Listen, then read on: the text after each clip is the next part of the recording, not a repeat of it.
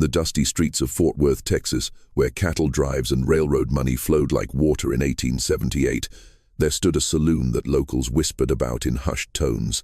The Copper Bell wasn't just another watering hole for cowboys and drifters. It was a place where desperate souls found miraculous cures for ailments that had plagued them for years. Headaches that had tormented women since childbirth vanished after a single visit. Consumption that had claimed entire families seemed to retreat like morning fog, and chronic pain that had crippled strong men away as if it had never existed. But on the night of the 15th of October, 1878, 12 people died violently within its walls during what witnesses described as a scene from hell itself. And the official explanation satisfied no one who truly knew what transpired in those blood-soaked hours. What the authorities never revealed, what the surviving witnesses were too terrified to speak about, and what the town's most prominent families paid handsomely to keep buried, was that Dr. Cornelius Weatherby had been serving his patrons far more than medicinal tonics. He had been conducting illegal human experiments funded by Eastern pharmaceutical companies who viewed frontier communities as perfect laboratories for testing compounds too dangerous to use on civilized populations. Before we continue with the story of the man who turned Fort Worth's most beloved establishment into a laboratory of human suffering, let me know in the comments below what state or city you're listening from. And don't forget to subscribe for more dark tales from America's forgotten past. The autumn of 1878 brought more than just the usual cattle herds to Fort Worth. It brought whispers of miracle cures and the kind of prosperity that made men willing to overlook almost anything, even when their neighbors began dying under circumstances that defied rational explanation. Fort Worth in 1878 was a city caught between two worlds, balanced precariously on the edge of civilization and the wild frontier that stretched endlessly toward the setting sun. The Civil War's wounds had barely begun to heal, leaving the community fractured between those who had supported the Confederacy and the growing number of northern investors who saw opportunity in Texas's vast cattle ranches and expanding railroad networks. The Reconstruction era had ended only 3 years earlier, but its effects lingered in the suspicious glances exchanged between old residents and newcomers, creating an atmosphere of distrust that made it easy for secrets to flourish in the shadows.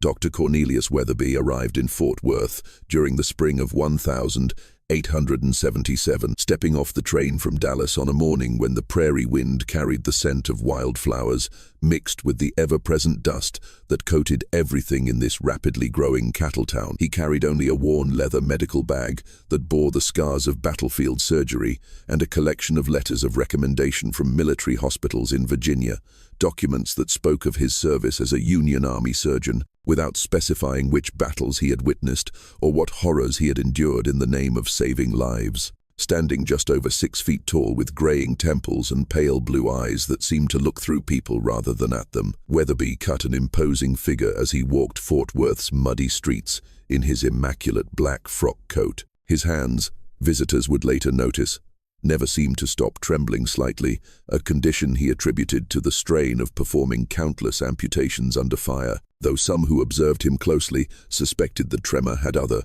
more disturbing causes. The doctor's credentials were impressive enough for a frontier town desperate for qualified medical care. Local physician Dr. Marcus Gilland was overwhelmed by the needs of a rapidly growing population, and the arrival of a trained military surgeon seemed like a blessing to families who had watched loved ones die from ailments that might have been treatable with proper medical attention. Weatherby's references spoke of innovative treatments and experimental techniques that had saved lives when traditional medicine had failed. Exactly the kind of advanced knowledge that Fort Worth's ambitious residents believed their community deserved. Rather than establish a conventional medical practice, Weatherby made a decision that surprised many but delighted the town's business community. He purchased a substantial 2-story building on Main Street directly across from the First National Bank and announced his intention to convert the ground floor into a saloon while maintaining his medical practice in the rooms above and behind the main establishment. He christened his establishment the Copper Bell, installing an actual ship's bell made of gleaming copper above the entrance, its clear tone audible throughout the business district whenever the wind caught it just right. The combination of medical practice and drinking establishment struck many as unusual, But Weatherby explained his reasoning with the kind of scientific logic that impressed Fort Worth's educated citizens. He argued that alcohol had legitimate medical applications when properly administered, and that the social atmosphere of a well-run saloon provided psychological benefits that aided in the healing process. Patients who might be reluctant to visit a sterile medical office would feel more comfortable in a warm, welcoming environment where they could discuss their ailments openly while enjoying refreshments that were themselves part of their treatment. The main floor of the Copper Bell featured a long mahogany bar imported from New Orleans at considerable expense, its polished surface reflecting the warm glow of brass fixtures that gleamed even in the uncertain light of oil lamps. The atmosphere was more refined than most frontier drinking establishments, with carpeted floors, wallpaper depicting pastoral scenes that reminded visitors of more civilized places, and furniture that would not have seemed out of place in a St. Louis hotel. But it was the back room, accessed through a heavy oak door marked private consultation, that set the Copper Bell apart from every other saloon between Dallas and El Paso. Behind that door, Weatherby had created what appeared to be a fully equipped medical facility that would have impressed physicians in major eastern cities. Shelves lined the walls from floor to ceiling, filled with brown bottles containing tinctures, powders, and mysterious liquids that caught the lamplight like liquid amber. A large desk dominated one corner of the room, its surface perpetually covered with medical journals, correspondence written in several languages, and handwritten notes in Weatherby's precise script that documented symptoms, treatments, and outcomes with scientific thoroughness. The room's most distinctive feature was its smell, a complex mixture of medicinal herbs, pure grain alcohol, and something else, something sharp and chemical that visitors couldn't quite identify, but that seemed to linger in their clothing long after they had left the building. Some compared it to the odor that clung to battlefield hospitals, while others thought it resembled the smell of the chemical works that had recently begun operating in the industrial districts of northern cities. Weatherby's approach to medicine was unlike anything Fort Worth had ever experienced, combining traditional treatments with experimental techniques that he claimed to have learned from European physicians who were pushing the boundaries of medical science. He spent considerable time with each patient, asking detailed questions, not only about their immediate symptoms, but about their family history, their daily habits, their emotional state, and their deepest fears about their health. He examined them with instruments that seemed more sophisticated than anything. Dr. Gilland possessed devices with gleaming metal surfaces and precisely calibrated measurements that looked more like scientific apparatus than medical tools. But it was his treatment method that truly set Weatherby apart and drew crowds of desperate people from communities throughout North Texas. Rather than prescribing bottles of medicine to be taken at home, where he couldn't observe their effects or adjust dosages based on individual responses, Weatherby insisted that his patients consume their treatments immediately under his direct supervision in the main saloon area of the Copper Bell. He called these sessions therapeutic consultations, and they quickly became social events that attracted not only patients, but curious onlookers, eager to witness what many considered medical miracles. The treatments themselves consisted of specially prepared drinks that Weatherby mixed fresh for each patient, using a complex process that involved multiple ingredients measured with scientific precision. These concoctions varied dramatically in appearance, from pale amber liquids that resembled fine whiskey to deep emerald mixtures that seemed to glow with their own inner light. And their effects on patients seemed nothing short of miraculous to observers who had never seen such rapid and dramatic improvements in human health. Martha Caldwell, a seamstress whose debilitating headaches had begun after her husband's death in a railway accident 6 months earlier, claimed that a single dose of what Weatherby called his neural tonic had eliminated her pain completely for the first time since her tragedy. Samuel Hutchkins, a successful cattleman, whose arthritis had progressed to the point where he could barely mount his horse without assistance, reported that Weatherby's joint elixir had restored his mobility to levels he hadn't experienced in over a decade. Word of these miraculous cures spread with the speed that only good news can achieve in isolated frontier communities hungry for hope. Cowboys riding the cattle trails between Fort Worth and markets in Kansas began making special detours to visit the Copper Bell, seeking relief from injuries and ailments that had plagued them for years. Railroad workers, whose backs had been broken by years of laying track in harsh conditions, pulled their wages to afford Weatherby's treatments. Even some of Fort Worth's more prominent citizens, including the wife of bank president Theodore Bancroft and the mother of cattle baron Harrison Wade, became regular visitors to the establishment. The atmosphere at the Copper Bell during these therapeutic consultations was unlike anything else in Fort Worth's experience. Patients would arrive looking haggarded and desperate, their faces marked by years of chronic pain or illness, but within hours of consuming Weatherby's preparations, their entire demeanor would transform. They laughed louder and more freely than they had in years, spoke with enthusiasm about plans and dreams they had abandoned during their suffering, and seemed to possess an energy and confidence that bordered on euphoric. Regular patients began arriving, even when they weren't suffering from specific ailments, claiming they needed Weatherby's tonics for preventive care to maintain their newfound health and vitality. By the summer of 1878, the Copper Bell had become the most popular establishment in Fort Worth, drawing crowds that often spilled onto Main Street and created a carnival atmosphere that boosted business throughout the downtown district. Weatherby hired additional staff to manage the influx of customers, including an experienced bartender named Jonas Keert, who had worked in saloons from San Antonio to Dallas, and 2 serving girls, Rebecca Howe and Eleanor Finch, both daughters of local farming families who saw employment at the Copper Bell as an opportunity to earn better wages than domestic work could provide, while observing fascinating medical procedures that drew visitors from across the region. But even as Weatherby's reputation for miraculous cures spread throughout Texas and beyond, some observant residents of Fort Worth began to notice troubling patterns that cast shadows over the doctor's apparent success. Patients who experienced dramatic initial improvements in their conditions often returned to the Copper Bell with increasing frequency, claiming that their symptoms would return with greater severity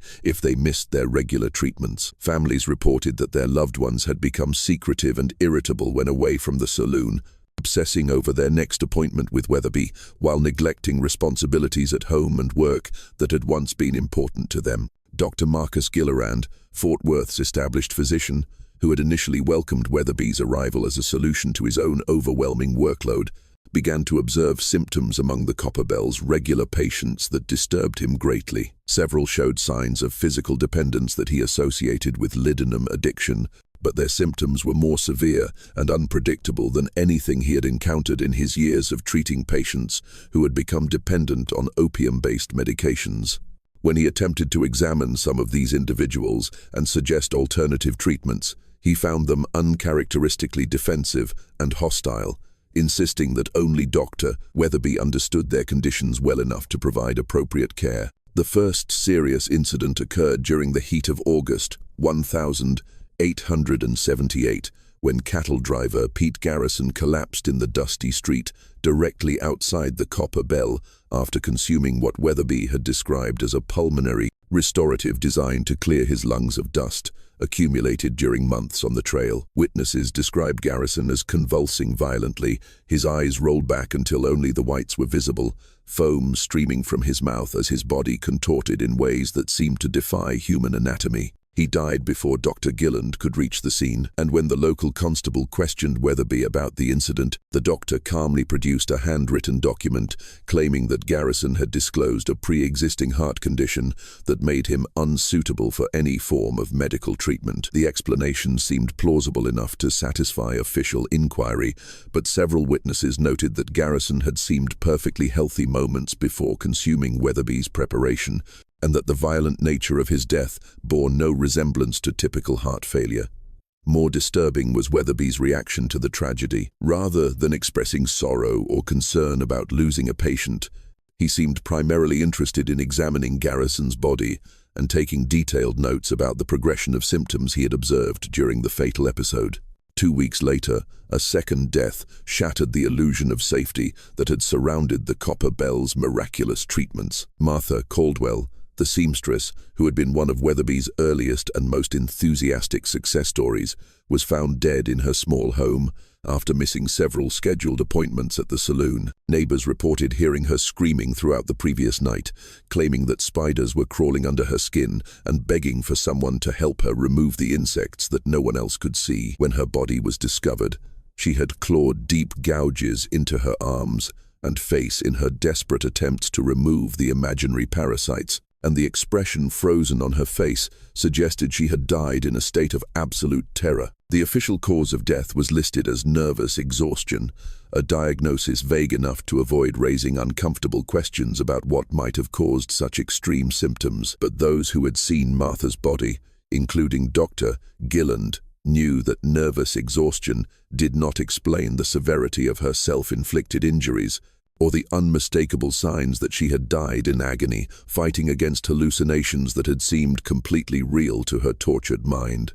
These tragic incidents created the first serious cracks in Dr. Weatherby's reputation among Fort Worth's more thoughtful citizens, but they were overshadowed by the continued enthusiasm of his surviving patients and the substantial economic benefits his establishment brought to the entire community.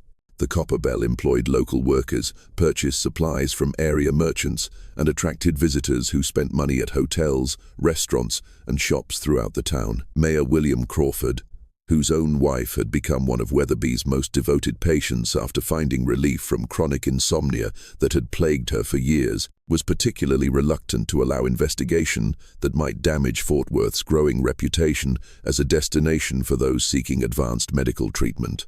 As autumn deepened and the cattle driving season began to wind down, the atmosphere at the Copper Bell grew increasingly intense and desperate. Regular patients seemed to require stronger doses of Weatherby's preparations to achieve the same effects they had experienced initially, and the doctor began experimenting with new formulations that he claimed would provide more lasting relief from their various ailments. It was during this period of escalating experimentation that Weatherby began receiving regular shipments from medical supply companies in Chicago, New York, and even overseas sources. Crates marked medical supplies and laboratory equipment that contained substances and apparatus unlike anything Fort Worth's residents had ever seen. The 15th of October, 1878 began like any other evening at the Copper Bell, with the usual crowd of regulars settling into their familiar chairs and the warm glow of oil lamps casting dancing shadows across the mahogany bar. But by dawn of the following day,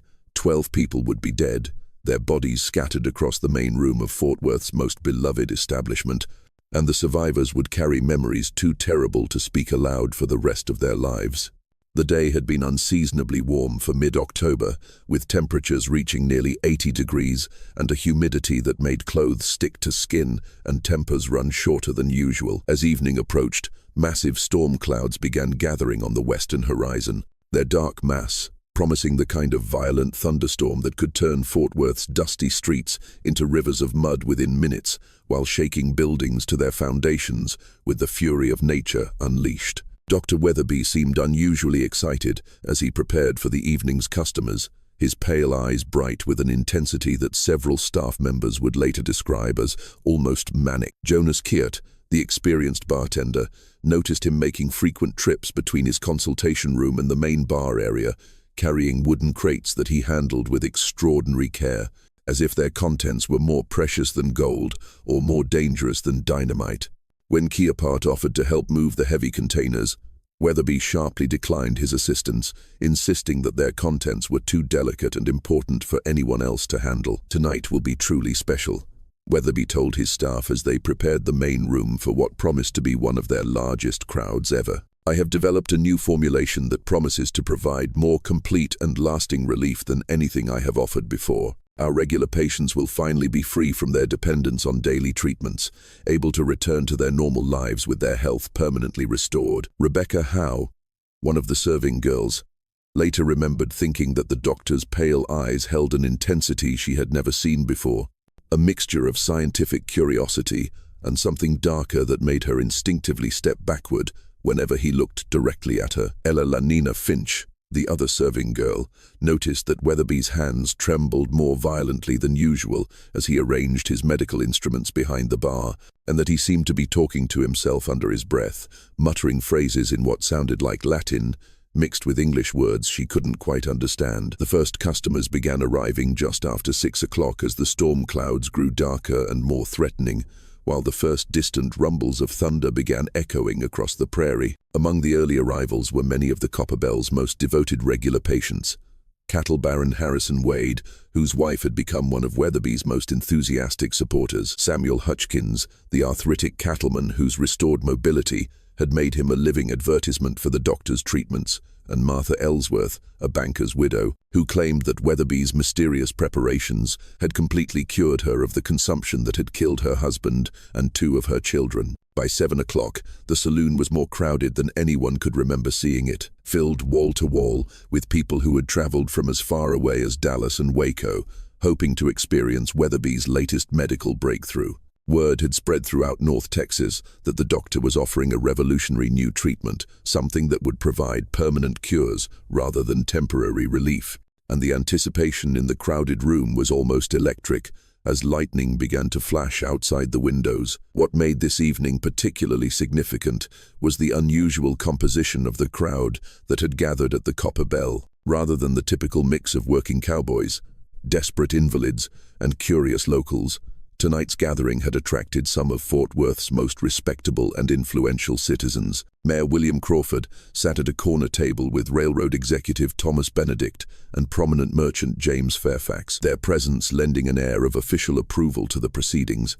Even Dr. Marcus Gilland, Weatherby's professional rival, had decided to attend the evening's demonstration, claiming scientific curiosity about his colleagues' revolutionary methods. As the storm outside intensified, with wind howling around the building and rain beginning to drum against the windows, Dr. Weatherby began his evening's work with unusual ceremony and deliberation. Instead of preparing individual treatments for specific patients, as was his established custom, he announced to the expectant crowd that his new formulation would be served to everyone present simultaneously, allowing the entire gathering to experience its remarkable benefits together as a community united in the pursuit of perfect health. He called this unprecedented approach community therapeutic intervention, claiming that the shared experience would actually enhance the treatment's effectiveness by creating what he termed sympathetic resonance between the patients. The scientific terminology impressed his audience, most of whom had little education in medical matters, but were eager to believe that they were witnessing cutting-edge advances in the healing arts. The doctor moved behind his bar with practiced efficiency, but those watching closely noticed subtle differences in his preparation ritual that distinguished this evening from all previous therapeutic sessions. Rather than using the familiar brown bottles that had contained his previous formulations, Weatherby opened the wooden crates he had been handling so carefully throughout the day, revealing crystalline substances that gleamed like crushed diamonds when they caught the lamplight, and powdered compounds that produced sharp acid odor when exposed to the humid air. One substance in particular caught the attention of several observers, a crystalline powder that seemed to shift colors as it moved, appearing sometimes blue, sometimes green, sometimes an oily, iridescent shade that hurt the eyes to look at directly. When Weatherby added this material to his mixing vessel, it produced a faint hissing sound and released vapors that made several customers step backward instinctively, though none dared question the doctor's procedures. "Ladies and gentlemen," Weatherby announced as lightning illuminated the windows and thunder shook the building, "what you are about to experience represents the culmination of years of careful research and experimentation. This formulation combines traditional medicinal knowledge passed down through generations with the most advanced discoveries in pharmaceutical science, techniques that will soon revolutionize medical treatment throughout our great nation and perhaps the entire civilized world." The drinks he prepared looked dramatically different from any of his previous concoctions. Instead of the familiar amber and emerald tinctures that patients had come to expect, these new mixtures had an oily consistency and an unusual blue-green tint that seemed to shift and swirl even when the glasses remained perfectly still. The smell was sharper and more distinctly chemical than anything served previously at the Copper Bell, with an underlying sweetness that several customers later compared to the odor of fruit that had been left to rot in the sun. Several patrons hesitated when presented with their glasses, disturbed by the unusual appearance and strong chemical smell of the preparation, but Weatherby's reassuring presence, combined with the social pressure created by the crowded room and the infectious enthusiasm of his most devoted patients, encouraged even the most skeptical to participate in what was being presented as a historic medical breakthrough to health and prosperity. The doctor proclaimed, raising his own glass in a toast that was enthusiastically echoed throughout the saloon, the voices of 60 people joining together in what would be the last normal moment many of them would ever experience. The effects of Weatherby's new formulation began almost immediately, but they were unlike anything anyone at the Copper Bell had experienced during previous therapeutic sessions. Within minutes of consuming the mysterious preparation, customers throughout the room began exhibiting behaviors that ranged from mildly amusing to deeply disturbing. Some broke into uncontrollable laughter, finding everything around them hilariously funny and laughing until tears streamed down their faces and they gasped for breath. Others became hypnotically fascinated by simple objects, the grain of the wooden tables, the movement of shadows cast by the oil lamps, their own hands as they turned them slowly in front of their faces. What had started as unusual but relatively harmless behavior quickly escalated into something far more sinister and frightening. Mayor Crawford began speaking rapidly about elaborate plans for Fort Worth's future, his words tumbling together in an increasingly incoherent stream of consciousness that jumped from topic to topic without any logical connection. His eyes had taken on a glassy, unfocused quality, and he seemed completely unaware that his audience was no longer listening to his rambling monologue. Cattle Baron Harrison Wade became convinced that the other customers in the saloon were plotting against him, whispering among themselves about schemes to steal his land and destroy his cattle operation. He began accusing random strangers of participating in elaborate conspiracies, his voice growing louder and more aggressive as his paranoid delusions became more complex and detailed. As the storm outside reached its peak intensity, with thunder crashing overhead and lightning turning the windows into sheets of brilliant white light, the situation inside the Copper Bell descended rapidly into chaos and horror. Samuel Hutchkins, the cattleman whose arthritis Weatherby had supposedly cured, suddenly became violently agitated, claiming that insects were crawling under his skin and through his hair. He began clawing frantically at his arms and face, leaving bloody scratches as he tried desperately to remove parasites that existed only in his poisoned mind. Martha Ellsworth, the banker's widow who had praised Weatherby's treatments for curing her consumption, started screaming that the walls of the saloon were closing in around her, despite the obvious fact that the Copper Bell's main room remained exactly the same size it had always been. She threw herself against the windows repeatedly, trying to escape from dangers that no one else could perceive, her screams of terror adding to the growing cacophony of madness that filled the once peaceful establishment. Dr. Gilland, who had consumed only a small amount of the preparation out of professional caution, tried desperately to maintain order and provide medical assistance to those most severely affected by whatever poison Weatherby had administered. But even his limited exposure to the experimental formulation had left him disoriented and struggling to think clearly, his medical training compromised by chemicals that were attacking his ability to reason and make rational decisions. The thunder outside masked much of the chaos occurring within the saloon, but even the fury of the storm couldn't completely muffle the sounds of breaking glass, overturned furniture, and human screams of terror and rage as Fort Worth's most respectable citizens transformed into violent madmen. Several customers had become convinced that their fellow patrons were enemies or monsters, leading to physical confrontations that quickly turned deadly as rational thought gave way to chemically induced paranoia and aggression. Railroad executive Thomas Benedict grabbed a broken bottle from behind the bar and attacked merchant James Fairfax, screaming that Fairfax was trying to steal his thoughts and replace them with foreign ideas. The two men, who had been business associates and social acquaintances for years, struggled violently across the main room, crashing into tables and chairs as other customers fled in terror or cheered them on in their own chemically altered states of consciousness. Harrison Wade, the cattle baron,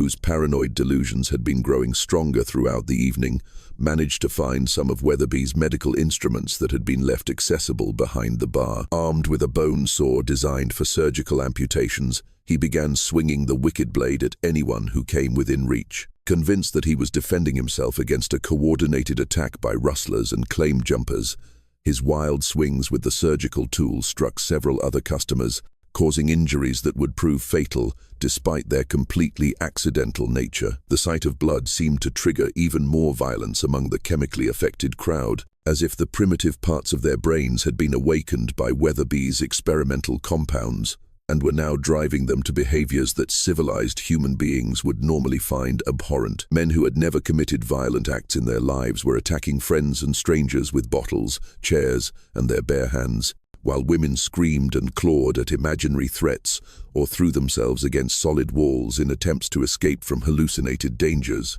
Jonas Kiert, the experienced bartender who had seen his share of saloon fights during his years working in rough frontier establishments, later said that nothing in his experience had prepared him for the horror he witnessed that night.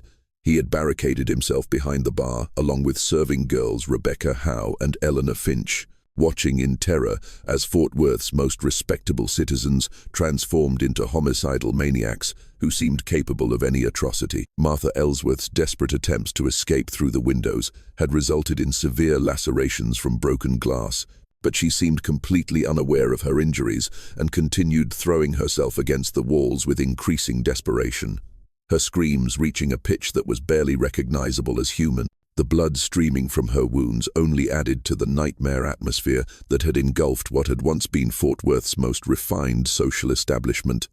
Dr. Weatherby himself had disappeared early in the chaos, retreating to his consultation room and barricading the door behind him. When Jonas Kiert had tried to reach the doctor for help in controlling the violence, he found the heavy oak door locked and could hear Weatherby inside, muttering to himself in what sounded like a mixture of scientific observations and occasional bursts of maniacal laughter that suggested the doctor might have been affected by his own experimental preparation. The worst of the violence lasted nearly 2 hours, though the distortion of time perception experienced by everyone in the building made accurate measurement impossible. As the storm began to subside and the first hints of dawn appeared on the eastern horizon, the chaos inside the Copper Bell gradually decreased, not because the affected customers had recovered their sanity, but because most were no longer physically capable of continuing their violent actions. Some had collapsed into unconsciousness, their bodies finally succumbing to the toxic effects of whatever compounds they had consumed. Others had died from injuries inflicted during the fighting, their blood pooling on the once elegant carpeted floors of the establishment that had promised them health and healing. The survivors were largely catatonic, staring blankly at the carnage around them, with eyes that seemed to look upon scenes from hell itself. When dawn finally broke on the 16th of October, 1878, the scene inside the Copper Bell resembled a battlefield more than a social establishment. 12 people lay dead among overturned furniture, broken glass, and pools of blood that had soaked into the expensive carpeting imported from New Orleans. 8 others had suffered severe physical injuries that would require weeks of medical care to heal, though the psychological damage inflicted by their exposure to Weatherby's experimental compounds would prove to be permanent and untreatable. The official investigation began within hours of the discovery, led by Constable Robert Hayes and County Sheriff Daniel Murphy.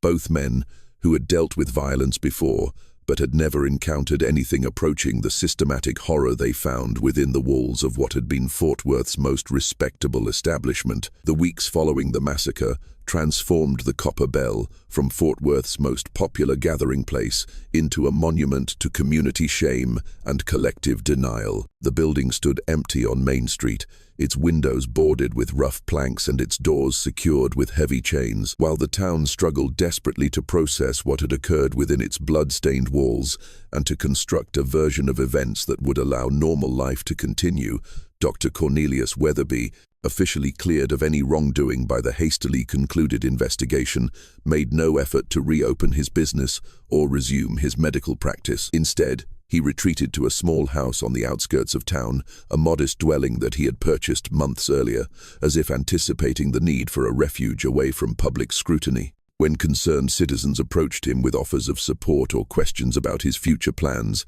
he responded with vague references to correspondence with medical institutions in the East and research opportunities that might require his departure from Texas. The survivors of that terrible night found their lives irrevocably changed in ways that no one could have anticipated or prepared for.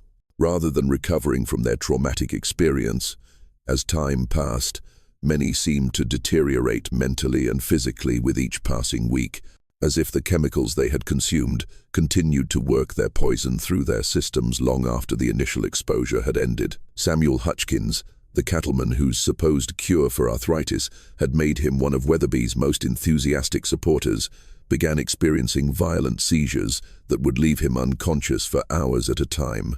During these episodes, which occurred with increasing frequency, he would mutter incoherently about insects crawling under his skin and beg invisible tormentors for relief from suffering that no doctor could understand or treat. His wife, who had initially blamed his symptoms on the trauma of witnessing such violence, gradually realized that her husband's condition was deteriorating in ways that suggested permanent damage to his mind and nervous system. Martha Ellsworth, the banker's widow, whose desperate attempts to escape through the windows had left her scarred and bloodied, never recovered her ability to distinguish between reality and the hallucinations that had been triggered by Weatherby's experimental compounds. She became convinced that the walls of her home were gradually moving inward, crushing her living space smaller each day, and she spent her waking hours obsessively measuring the dimensions of her rooms and recording imaginary changes in a notebook that filled with increasingly frantic scribblings. Mayor William Crawford,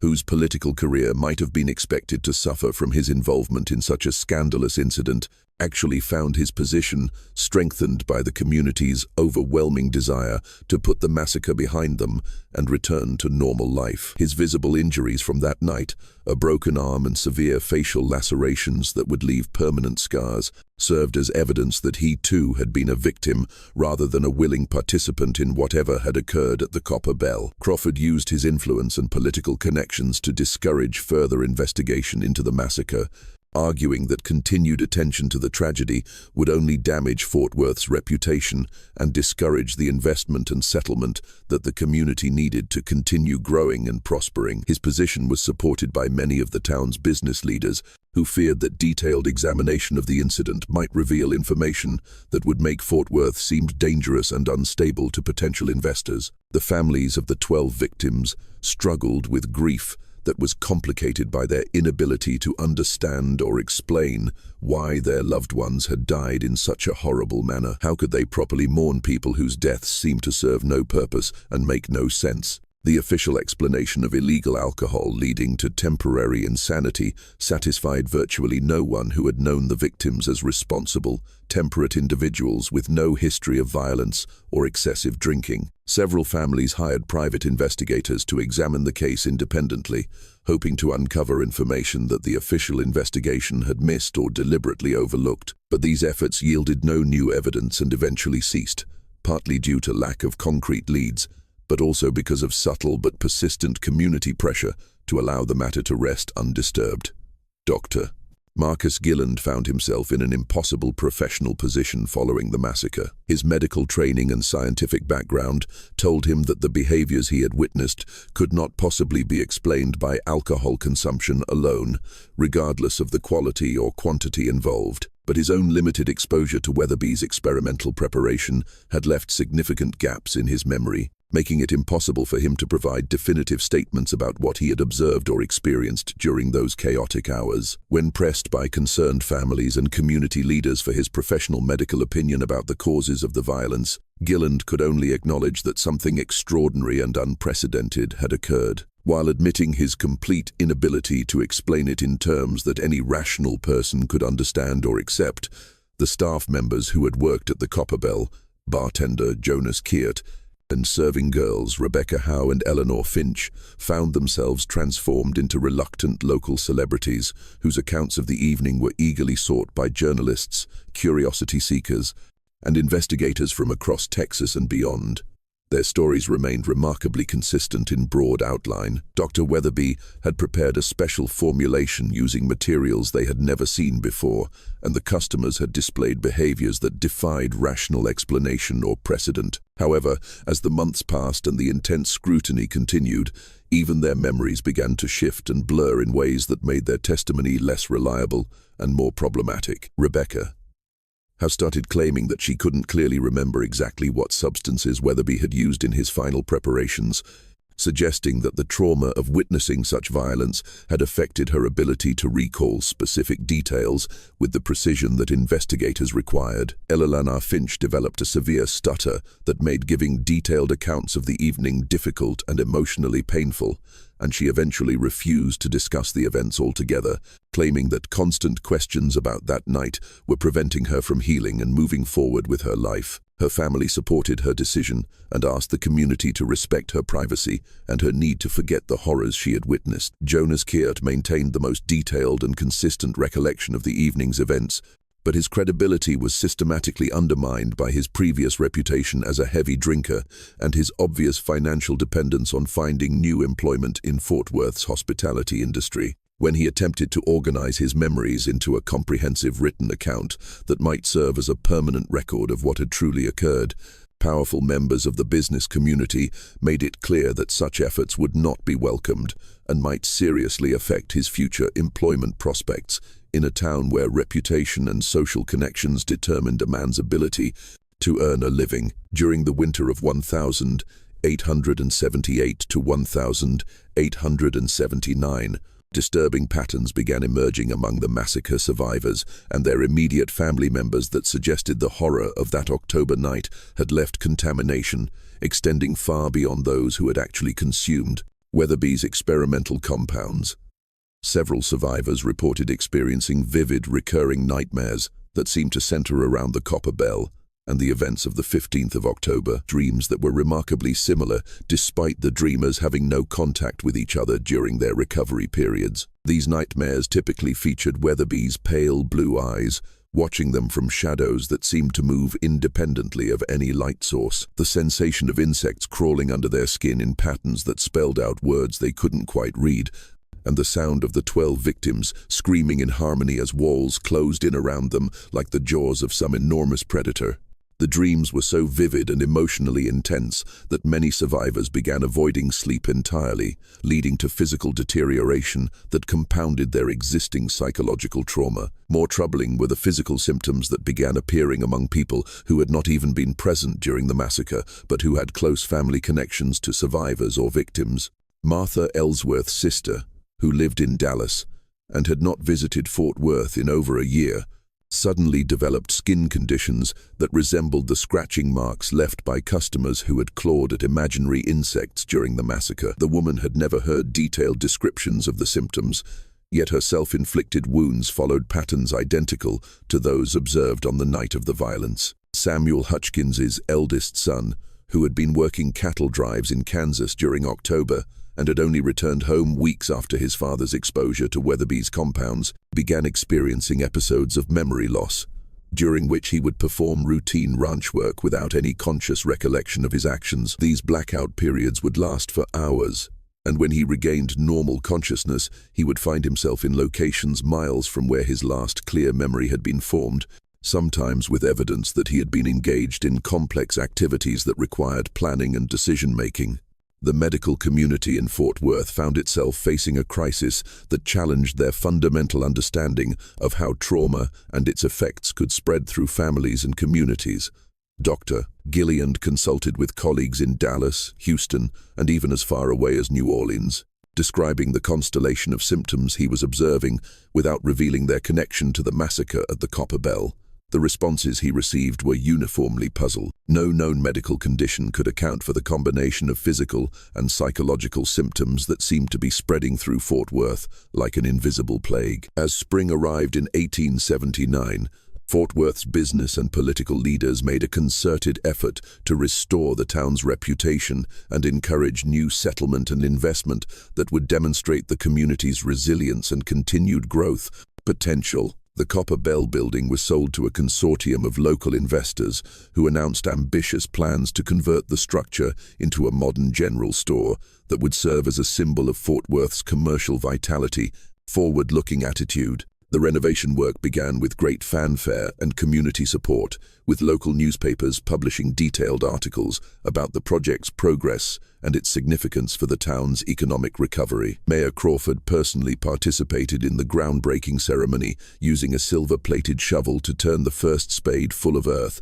while photographers documented the historic moment for posterity. But the renovation efforts soon encountered unexpected obstacles that seemed to defy rational explanation. Workers reported feeling inexplicably nauseated and disoriented when entering certain areas of the building, particularly the former consultation room, where Weatherby had prepared his final deadly formulation. Several experienced craftsmen who had worked on construction projects throughout Texas quit the job after claiming they could hear voices and footsteps in the empty building during their work. Sounds that seemed to come from rooms that contained no other people. The renovation was eventually completed after numerous delays and cost overruns, but the new general store struggled to attract customers who seemed instinctively reluctant to enter the building where so many had died violently. Even visitors to Fort Worth, who knew nothing about the massacre's history, reported feeling uncomfortable and anxious when they approached the former site of the Copper Bell, as if some residual contamination lingered in the very stones and timbers of the structure. During this same period,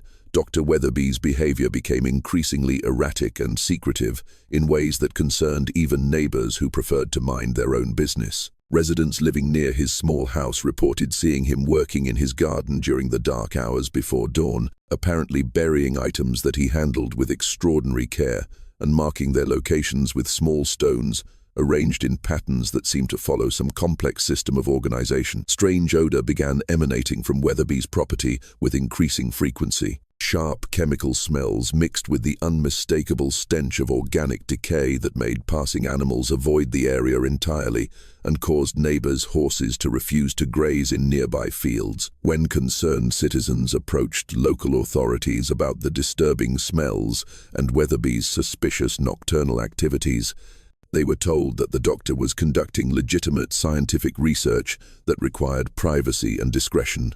The doctor's correspondence with Eastern medical institutions and pharmaceutical companies intensified dramatically during this period, with packages arriving weekly at the Fort Worth Railroad depot addressed to him under various names and aliases. Railway workers who handled these shipments noticed that they often contained materials similar to those that had arrived in the month preceding the massacre. Crystalline substances that gleamed with unnatural colors, and dried plant materials that produced sneezing fits in anyone who handled them carelessly, and chemical compounds that seemed to react violently when exposed to moisture or temperature changes. Several concerned citizens attempted to engage Dr. Weatherby in conversation about his future plans and his intentions regarding his continued residence in Fort Worth, hoping to determine whether the community might expect him to resume medical practice or relocate to pursue opportunities elsewhere. These encounters revealed a man whose mental state had deteriorated significantly since the massacre, though whether this deterioration was the result of guilt, chemical exposure, or some deeper psychological disturbance remained unclear. Weatherby spoke obsessively about his research and claimed repeatedly that the events at the Copper Bell had provided invaluable scientific data that would ultimately revolutionize medical treatment throughout the civilized world. He showed no remorse or acknowledgement of responsibility for the deaths and suffering that had resulted from his experimental treatments, instead describing the massacre as an unfortunate but necessary step in advancing human knowledge about pharmaceutical intervention in mental and physical ailments.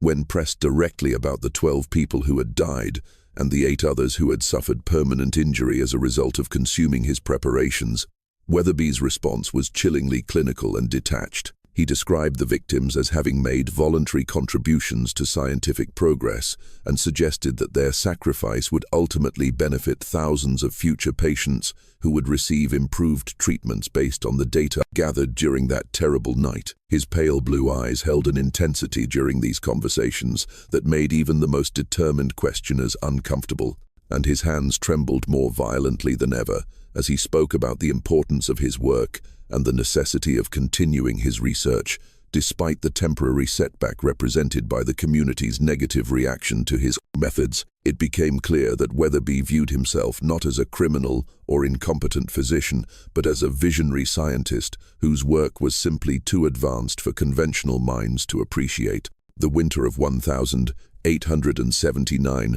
brought an unexpected visitor to Fort Worth, who would fundamentally change the community's understanding of what had occurred at the Copper Bell and revealed the true scope of the conspiracy that had cost 12 lives and shattered dozens of others. Margaret Henley arrived on the morning train from Chicago on a bitter February day, carrying a worn leather satchel filled with documents, correspondence, and evidence that she had spent nearly a year gathering through painstaking investigation into her brother's death. Margaret was the older sister of James Fairfax, the prominent merchant who had died during the massacre when railroad executive Thomas Benedict attacked him with a broken bottle during the chemically induced violence. Unlike the other victims' families who had eventually accepted the official explanation and attempted to move forward with their lives, Margaret possessed both the professional skills and personal determination necessary to conduct a thorough, independent investigation into the circumstances surrounding her brother's death. As a telegraph operator for Western Union in Chicago,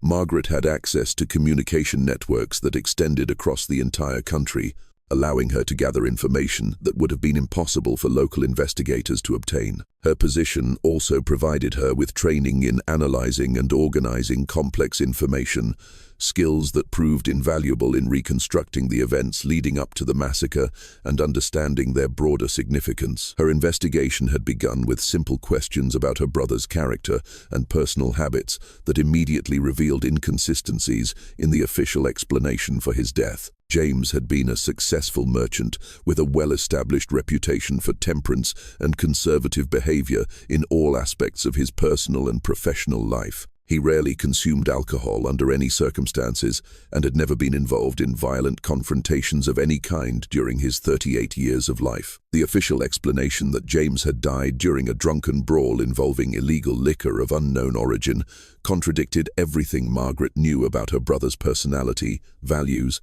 and established patterns of behavior. More significantly, it failed to account for his presence at the Copper Bell in the first place, since he had no history of seeking medical treatment for any chronic ailments and had never previously visited establishments that combined medical practice with alcohol service.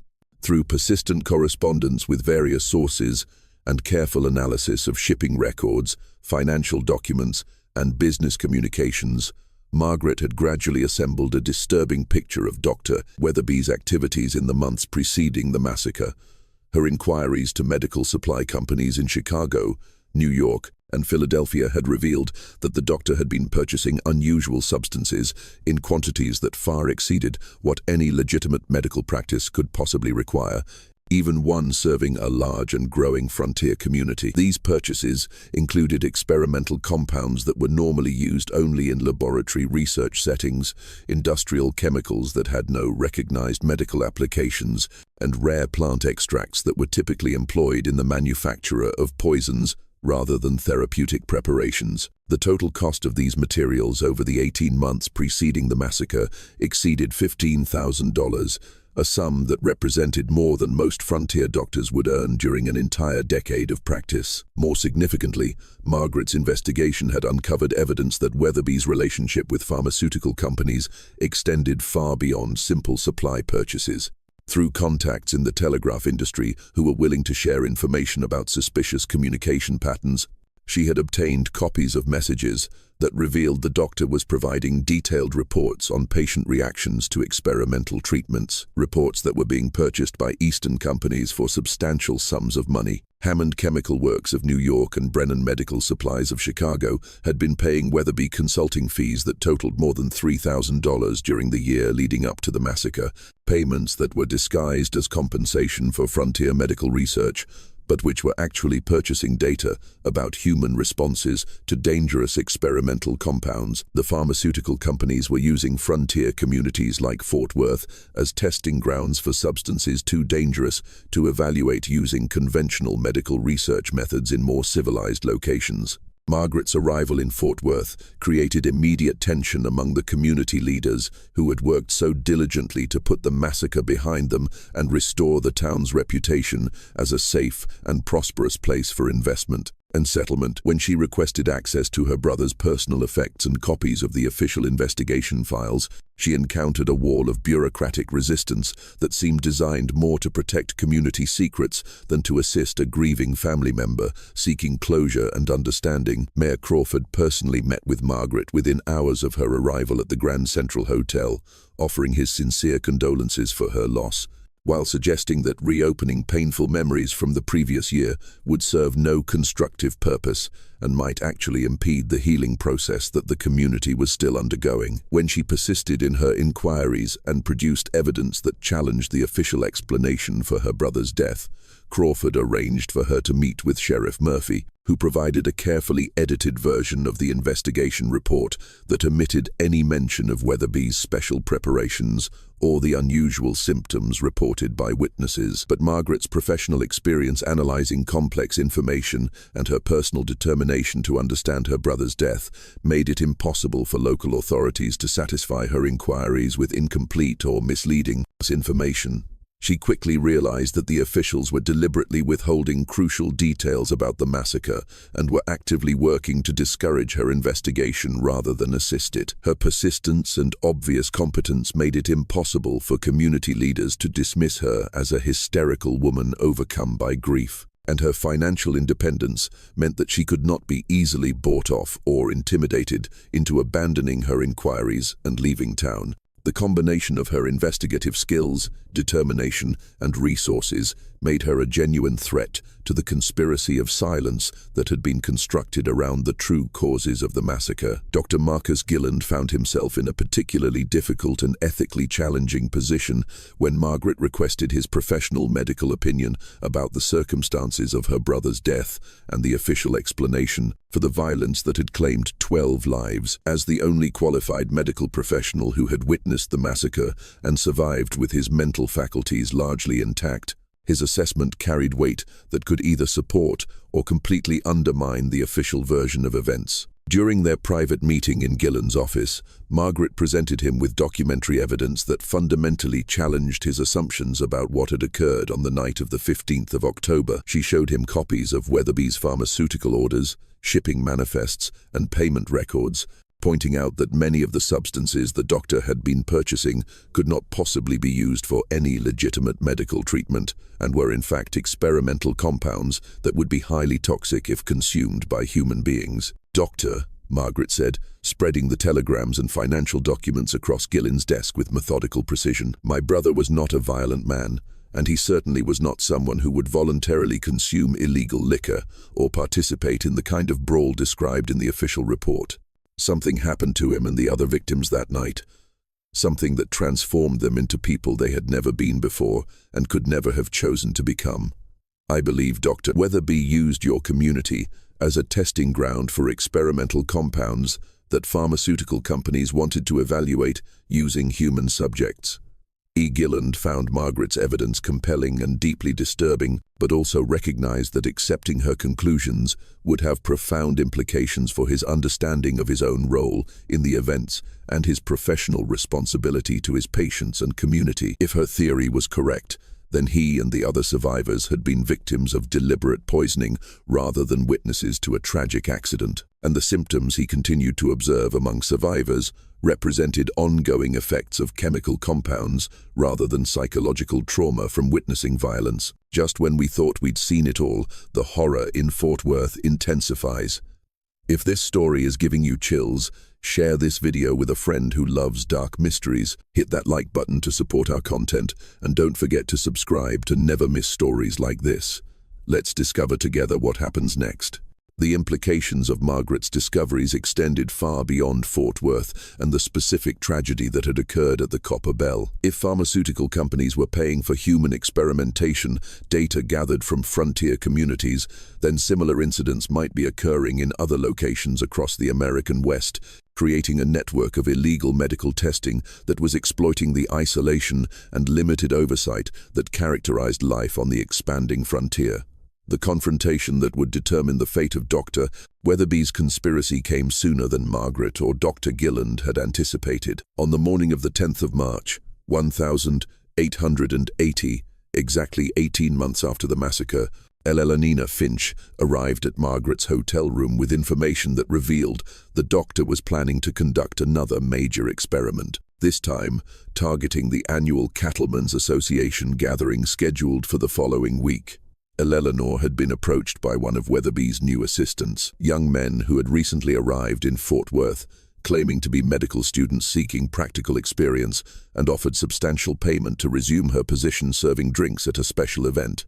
The instructions she received included precise timing and serving procedures that made it clear the gathering was intended to be another systematic test of experimental compounds on unsuspecting subjects.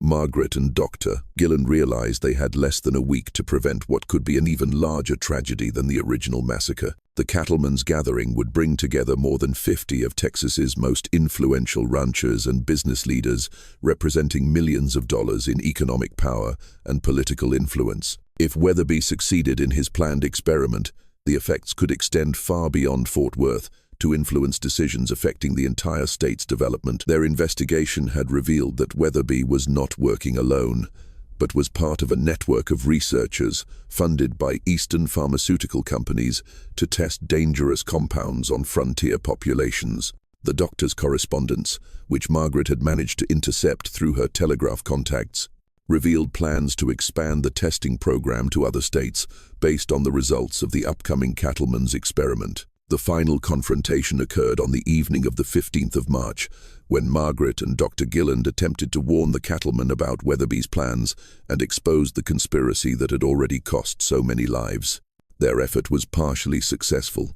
Several potential victims were warned away from the gathering, but Weatherby had anticipated the possibility of interference and had prepared contingency plans. The doctor's final revelation was that he had been systematically poisoning Fort Worth's water supply for months, conducting a long-term experiment on the entire community's behavior and health. The symptoms that had appeared among survivors, families, the strange dreams and physical ailments that had spread through the population were all the result of ongoing exposure to experimental compounds that Weatherby had been introducing into the town's drinking water. Margaret's courage in exposing the conspiracy ultimately prevented the planned massacre of the cattlemen, but at great personal cost. Within days of her confrontation with Weatherby, she was found dead in her hotel room under circumstances that the authorities ruled suicide, despite clear evidence of foul play. Dr. Gilland, whose testimony could have corroborated her findings, suffered a complete mental breakdown and was committed to an asylum in Austin, where he died 3 months later. Dr. Weatherby disappeared from Fort Worth immediately after Margaret's death, leaving behind only his laboratory and a collection of detailed notes that documented not only his experiments on the community, but similar projects he had conducted in other frontier towns across the West. The pharmaceutical companies that had funded his research quietly distanced themselves from the scandal, and the evidence of their involvement disappeared from corporate and government files. The Copper Bell building was demolished in the summer of 1880, but residents reported that the ground where it had stood remained barren for decades, as if poisoned by what had occurred there. Some claimed that on quiet nights, when the wind was still, they could hear echoes of screams from that terrible October evening, a reminder that some horrors leave scars that never fully heal. Fort Worth continued to grow and prosper, eventually becoming one of Texas's major cities. But those who knew the truth about the Copper Bell understood that their community success had been built on a foundation of systematic human experimentation and the destruction of individual free will. The cattleman, who had been partially exposed to Weatherby's compounds during his final incomplete experiment, went on to make decisions that shaped Texas's development, never knowing whether their choices were their own or the product of chemical manipulation. This mystery shows us that the greatest horrors are often those disguised as progress and scientific advancement. The systematic destruction of human agency in the name of medical research represents a form of evil that is all the more terrifying because it wears the mask of respectability and speaks in the vocabulary of human improvement while destroying everything that makes us truly human. What do you think of this story?